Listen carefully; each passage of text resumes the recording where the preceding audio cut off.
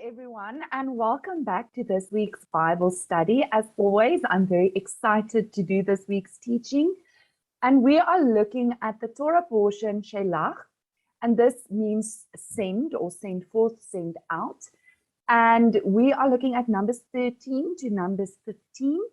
The half Torah portion for this week is in Joshua, and it is verses 1 to 24, and then in Matthew. You can also look at another part of the Haftorah portion will be Hebrews 3 verses 7 to 19. We're not going to look at the Haftorah portion or the Brit Harashah for this week. We are just going to look at the Torah portion. Now, if you cover this Torah portion with everyone, probably everyone will say the same thing about this week's Torah portion, and they will talk about the evil report that was brought by the 10 spies and how Joshua and Caleb really fought that they should go into the land and should take the land. And this is such an important portion to cover because this basically prolonged their wilderness journey by about 38 years.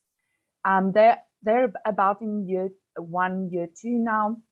And they were supposed to start now taking in the land. And something that I always remember is my mom speaking about being on the brink of the breakthrough. And what that basically means is Israel saw Canaan. They were by the Jordan. They sent in spies to look at Canaan and what it looks like. So they were there. They could see the land. They could see the promised land. They could just cross the border of the Jordan, cross through the river, and they would start taking in the land. And this was God's plan. But because of these 10 people, millions of people were affected by it. It took 10 people. That's the first thing. The second thing is being on the brink of the breakthrough. I really think often in our own lives, and even with my own clients, I often hear them say, I feel I should be doing this or this or this, or why can't I reach this or this or this potential inside of me? And it's as if they are on the brink of the breakthrough, of taking back the land, and somehow it's just not happening for them. And we're going to look today at why that might be. So the chapter overview is chapter 13 deals with sending in the spies to look at Canaan and to check out what is going on in Canaan and what will it look like and what are the people like? Is the land fruitful? So if they do take in the land, will they be able to grow things there? Where do different types of people live? And so these 12 men, one of each tribe, were sent out to look at the land and to scout out the land. And then they came back, and we finish off this chapter with the 2 different types of reports. In chapter 14, we see it starts off with them, reminiscing and fearing because of the reports of the previous day, and then the consequences of these 10 people and their reports. And then chapter 15 deals with when you come into the land, what type of sacrifices you are to bring. And then it ends off the last 2 or 3 verses, I think, speak about these things that we call the Tzit Tzit or the Tzitziyot. That's the plural. And we're going to look at what does that mean and why specifically was it placed into this portion.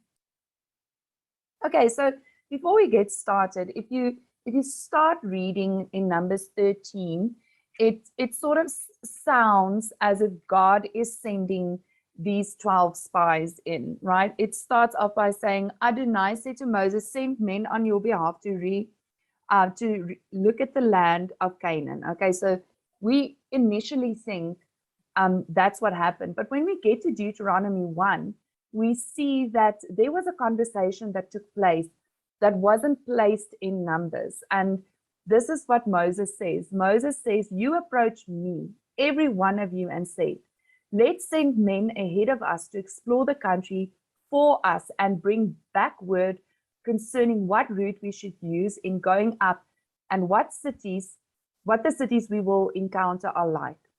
The idea seemed good to me. This is Moses said, the idea seemed good to me. So I took 12 of your men, one from each tribe. And so we see it was actually that the people that suggested this. God never sent out these people to go look ahead. God had a plan, and God allowed them to do this. God allowed them to go look, if that's what they wanted to do, go look for yourself, and then we'll take it in anyway. That was God's plan, right? And just to put this back in perspective, how many times do we do this? Because of fear of the unknown, we sort of want to scout out for ourselves. What will it be like? Instead of just blindly trusting in God. And so we see these spies were sent out. So these 12 spies were sent out for 40 days to look at the land. And then the only ones who came back with a good report was a man from the tribe of Judah, and his name is Caleb, and a man from the tribe of Benjamin, and his name is Joshua. And the 10 other tribes brings back this evil report to Moses. And we'll see how even the way in which they brought the report was evil.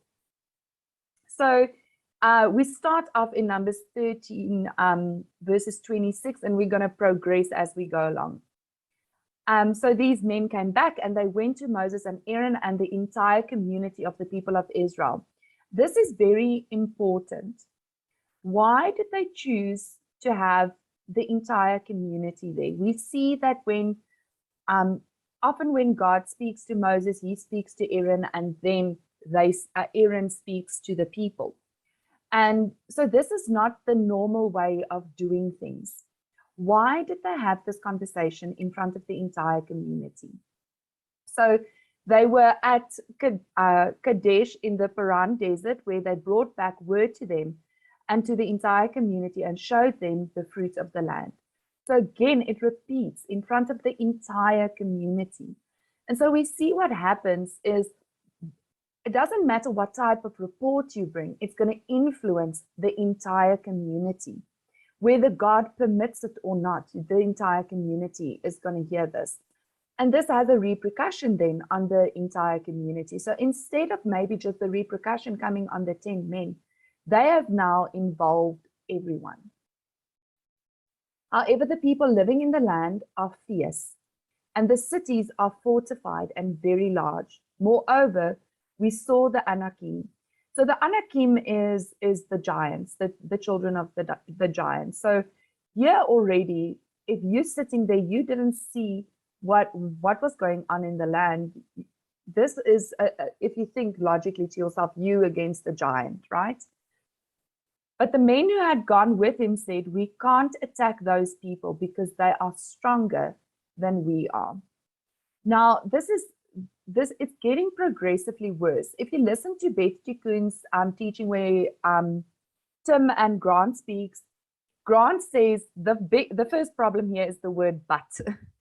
But, right? They shouldn't have said that. Tim said, even if they said that these people are stronger than we are, but God will still take us in, that would have been fine. But because they said there's no way, they are stronger than us, they have already forgotten. In that day and in that age, Pharaoh and Egypt was by far the strongest country and the strongest community to come against. No one dared to do it.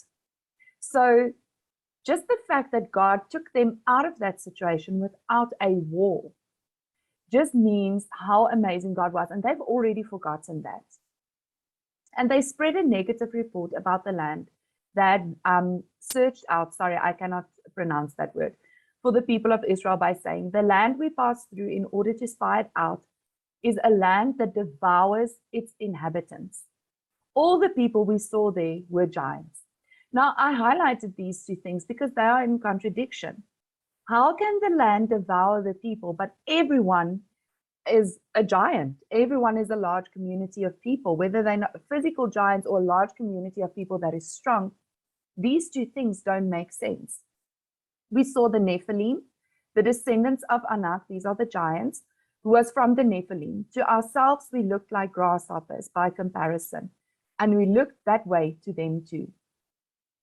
You know, How do they know? Did they see these people? Do you really think they would have left them alone if they knew they were spies of Israel?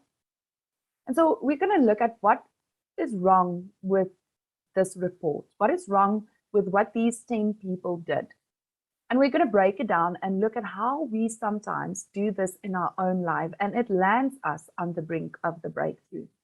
So first of all, the sin they committed first was fear. They feared man. They feared the consequences. They feared how it will affect the community. They feared if they will be successful. And this is the purpose of fear, right? Is to keep you away from God's will and God's plan. Grant always says that that which you fear, you give your worship to, and it then becomes your God. And we see in the Bible that the only thing that God permits us to fear is to have fear of God. And fear of God is the start of wisdom. That's in Proverbs. And so we see that what they did here is they feared man, they feared the beast, they feared the Nephilim, which God has already destroyed on a previous occasion. They're fearing man, and God has already overcome Pharaoh on their behalf. And so what they feared, they then gave all the power that they had. They gave their power to this thing they feared. And we often do that. I think back on the start of lockdown and just the fear that we all were in of this new unknown disease, and how we all just, complied to whatever was told to us. And now we're all walking around without masks, and we're just so happy to be rid of the lockdowns and everything. And so now that we know that there's not so much for us to fear, now it's as if we have our power back. And we often do this in our day-to-day lives as well. I'm sure you can think of many places where you've given your power over to a fear of the unknown, a fear of what will happen. And once you've gone through that event, you realize, oh, that wasn't so bad, and I shouldn't have been so scared. And so just remember, every time when you fear, that you give your power over to something other than God, and that is idolatry. And so it says here, why is Adonai bringing us to this land where we will die by the sword? This was their fear, that they will die by the sword. Our wives and our little ones will be taken as bounty. Sorry, bounty, not bounty. Wouldn't it be better for us to return to Egypt? And so we see here, they don't only fear for the men that will fight, they're sure their wives and their children will be the ones that will go into slavery again. So they're scared that their wives and children will go into slavery, but they're happy enough to go back to the slavery that they know in Egypt. And this is, again, it's fear of the unknown. It's fear of what will happen to us. And God eventually says, these children that you fear for, they will be the ones that take in the land. And I remember I had a conversation with a friend about a year, maybe 2 years ago, and we were talking about the possibility of end times and end times coming. And I'm not saying it's coming or not coming. That's not what I'm debating here. But the first thing she said was, what about my nieces and nephews? And I immediately I thought of this, where she's literally saying exactly the same thing that the Israelites say. And we often think we will never do this, but we do that. We fear for our children. We fear for our wives. What will happen to them? Will God abandon us? And the fact is, God will not. If you do not choose to abandon God first, He will never abandon you. Okay, so the second thing that they did wrong was, again, wanting to turn back to Egypt, wanting to turn back to slavery. And how many times have they not said this already? Maybe we remember the fish and the spices and the herbs we had in Egypt. There is no water here. Did God bring us into this wilderness to kill us here? Let's go back to Egypt. And so we keep seeing they have this slavery mindset, and they would rather be slaves that then overcome through faith, right? That's a part of their problem. They would rather go back to the known than have faith in God for the unknown. The third thing was they lied about their reports to justify their fears. And we see We see it in how they said that the land devoured its people, but everyone is giants. And it's as if they just kept putting their finger down on the scale, trying to tip it to say, oh, we don't think we should do this. And the fifth thing was that they made the mistake to think the decision was up to them because they were in leadership. And how often do we not think, well, this is my business, or this is my life, this is my family, this is my decision. And it again comes back to what Yeshua did. He died for you on the cross. Your life has been bought with a price. And we know because of the laws of redemption in the Bible says that you owe your life to the person that redeems you, to the Goel that redeems you, right? And so we see that they've forgotten that this decision wasn't up to them, first of all.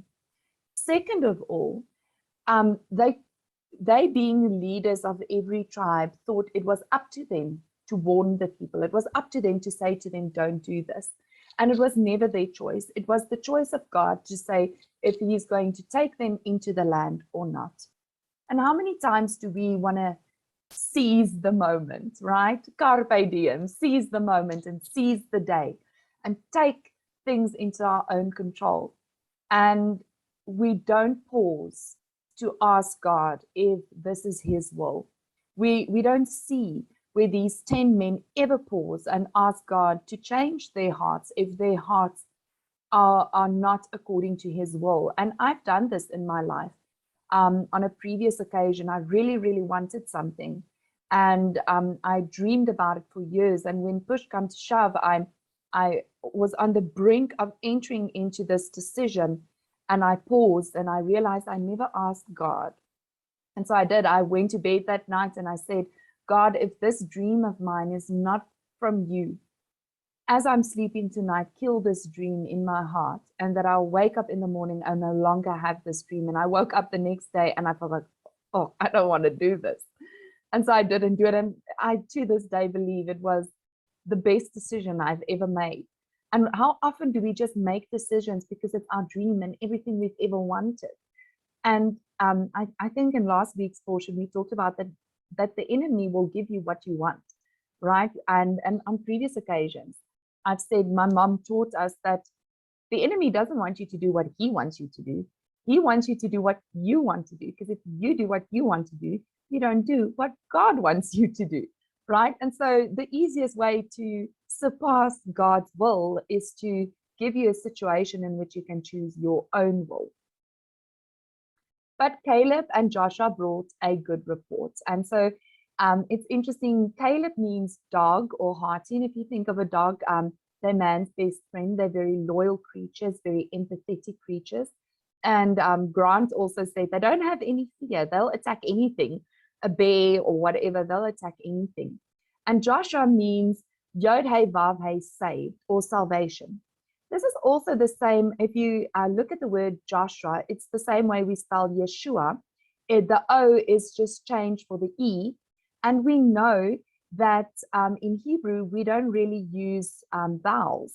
So the spelling is quite the same, and it means salvation. And something that always sticks with me is Grant said someone should do a teaching on salvation and the dog.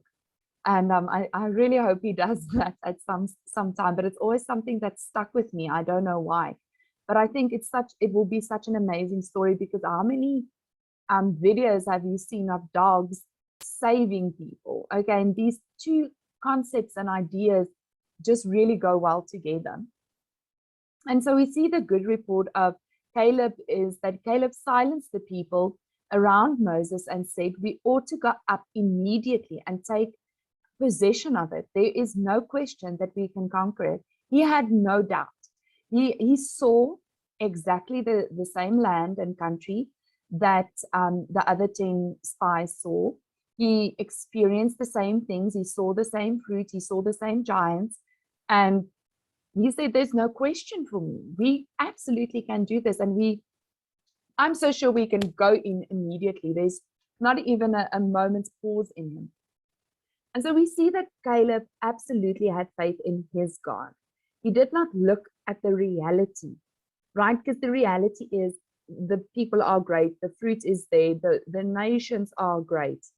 But he looked at the truth. And that's also something that my mom taught us. Whenever you are feeling as if you're going through a difficult time, that don't look at the reality, because what you see with your physical eyes is not the truth. And Grant, I think it's in Second Corinthians, he does this teaching of the spiritual world versus the physical world, and the 99% world versus the 1% world. And the reality is that this world that we live in, the things that we see with our eyes only make up 1% of truth. The other 99% comes from a spiritual world, which we cannot see. And so if you make your decisions from the 99%, which is the truth, you'll make the decision that Caleb is making. But if you make your decision from the 1%, which is the reality of what you can see, experience, and feel, right, driven by your emotions and your soul, you will make the same decision that the 10 spies made. And so I just got this little thing to help us see things from Caleb's perspective, right? So if you look at these lines, they all look as if they are different lengths of lines. But the reality is these lines look different. The truth is, these lines are all exactly the same length. Okay, and so Caleb chose to look at the truth instead of what the reality of his eyes were telling him. And so Joshua, the son of Nun, and Caleb, the son of Jephunneh, there we go, from the detachment, they had searched out the land, tore their clothes. So eventually, in chapters 14, they tear their clothes because they realize these people have now made up their minds. They are too fearful to take in the land. And you see, when people are in mourning, they tear their clothes. And they said to the whole community of Israel, the land we pass through in order to spy it out is an outstandingly good land. They keep trying to sell it. They keep saying, we will not be swayed by these 10 people or even the entire community. We still have faith. If Adonai is pleased with us, then he will bring us into the land and give it to us, a land flowing with milk and honey. And so they're saying, if God is pleased with us, he will give us this land.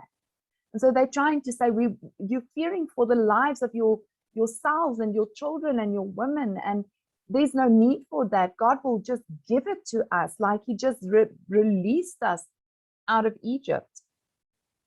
Just don't rebel against Adonai, and don't be afraid of the people living in the land. We'll eat them up. Their defenses has been taken away from them, and Adonai is with us. Don't be afraid of them. And if you think of earlier, in Exodus, when the people of the surrounding countries of Egypt heard of these Israelites leaving Egypt, they were fearful of these people, and they were fearful of their God. And so we see that these people were scared of the Israelites, and now the Israelites are scared of them, and it makes no sense. And so Joshua and Caleb they keeping the faithfulness. They keep believing in God, and they're not swayed by the people around them. And how often do people talk to us about things and we become scared? Or people say, well, I remember someone once asked me something about if you do A, B, or C, aren't you worried about finances and this and that? And aren't you worried about this and that? And I clearly hadn't even thought about it. And I was just like, no, I'm not. And I don't often get this right, but that was one of the moments where someone else's fear, I was just not allowing their fear and their insecurities to get anywhere near me. And so what did Moses do after this evil report is he realized the people have done it again. So again, he stands in the gap and asks God for forgiveness. He repents on their behalf. And we see that God is not very pleased. So Adonai said to Moses, how much longer is this people going to treat me with contempt? How much longer will they not trust me, especially considering all the signs I have performed among them? I am going to strike them with sickness, destroy them, and make from you a nation greater and stronger than they are. And I just want to bring up a few things here. God is like, I've had it. I'm doing the Noah thing. I'm going to start from scratch again. And I don't really think God intended for it. I think this was a test for Moses because he got so angry at them on previous occasions. But we see Moses start asking God, please don't do this. Please don't do this. And that's such an amazing thing. How many people in his shoes would not have gone, yes, my people will be the people that do this and this and this, right? We absolutely see that the humility of Moses shines through here so bright. How many times do we not want to build a kingdom for ourselves? We want to be in charge of everything. We want to be the lead singer of the band, or the CEO of the company, or the person that's well known and where people revere them and look up to them and are in awe of them and have the nice house and the nice car and all of these things. And God is literally offering this to Moses on a platter. He says to him, I will make you the nation and your descendants this nation. And how many of us would pass this test of God saying, I will make you great, and you say, please don't destroy these people? And we see why Moses said this. Moses said, please do not do this. Do not destroy these people, because what the other nations will say is they will say the God of Israel was not able to bring them in. The God of Israel was not able to save them. He was not able to do these things, and these people will think that you are weak. And so God said, Moses said, please, God, don't do this, not for my sake, but for your sake, not for these people's sake, but for your sake, and then your name's sake. And so Moses is thinking of God, again, thinking of God's will and plan, and thinking of protecting God. And we often have this idea that it's God's job to protect us. When I'm praying for protection, it's sort of this thing that an expectancy that God now has to protect me because I prayed Psalms 91, right? And I spoke to someone the other day, and they said they prayed for someone for healing and they weren't healed. And they don't understand why they weren't healed, right? And so instead of us thinking, how can we protect God? How can we protect God's image in this person? How can we help this person to stay faithful in God?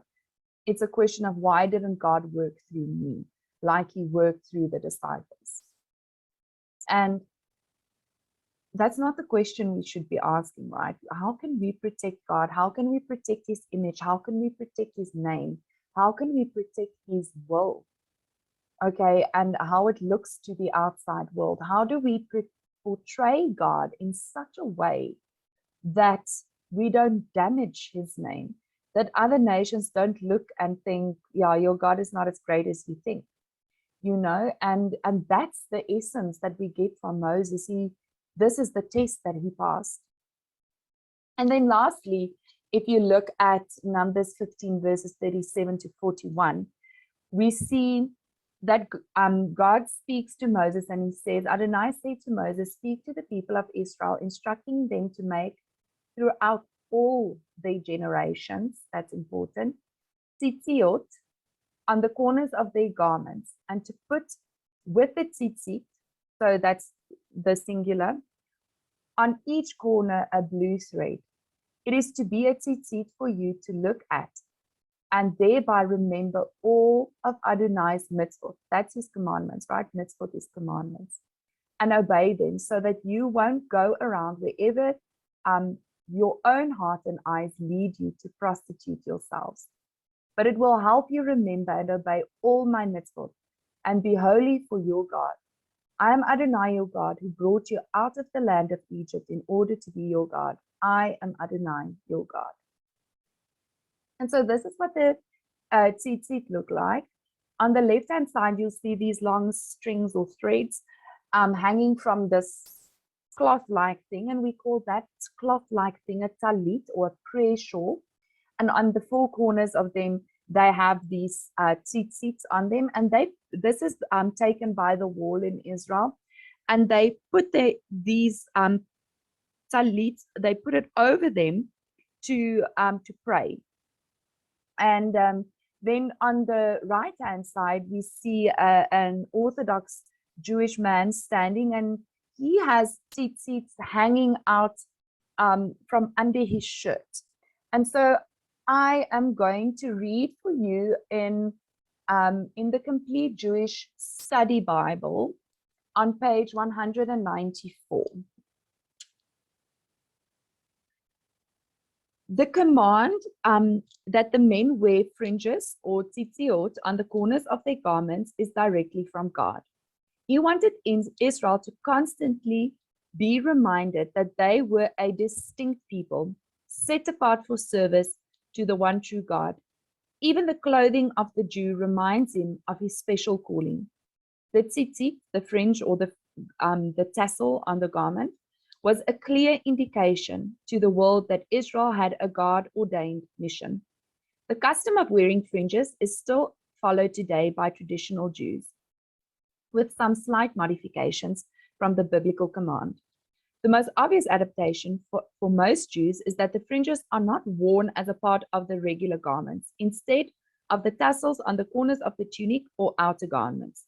Jewish tradition developed the custom of wearing a prayer shawl, that's the talit you see on the left, with fringes or talit, in synagogues or during special worship occasions. This biblical custom underwent some changes, most notably during the Middle Ages when the Jews were scattered throughout the Gentile world.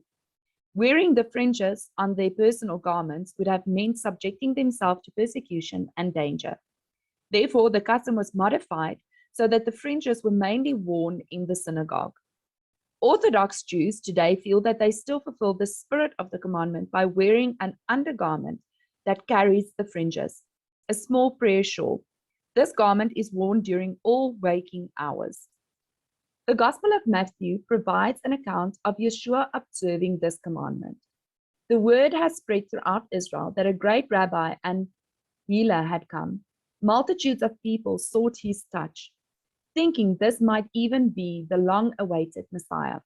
Matthew's account describes the healing that took place when a woman who had suffered from a hemorrhage for 12 years approached him from behind and touched the tzitzit on his robe.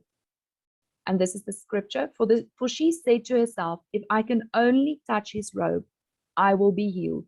Yeshua turned, saw her, and said, courage, daughter, your trust has healed you. And she was instantly healed. This is in Matthew 9, verses 21 to 22. There was a tradition that a person could be healed if he or she touched the fringes of the Messiah's garment. The fact that this woman reached out to the Tzitziyot of the Messiah was a statement of faith, not superstition. Her reaching out to the healing power of God was an indicator of her spiritual condition. So it is not surprising that Yeshua validated her action. One should not miss the obvious fact that Yeshua himself wore the tzitziyot as commanded by the Torah. And so why specifically here does God say, make these tzitzits for yourself, you put them on the corners? Why did he do that?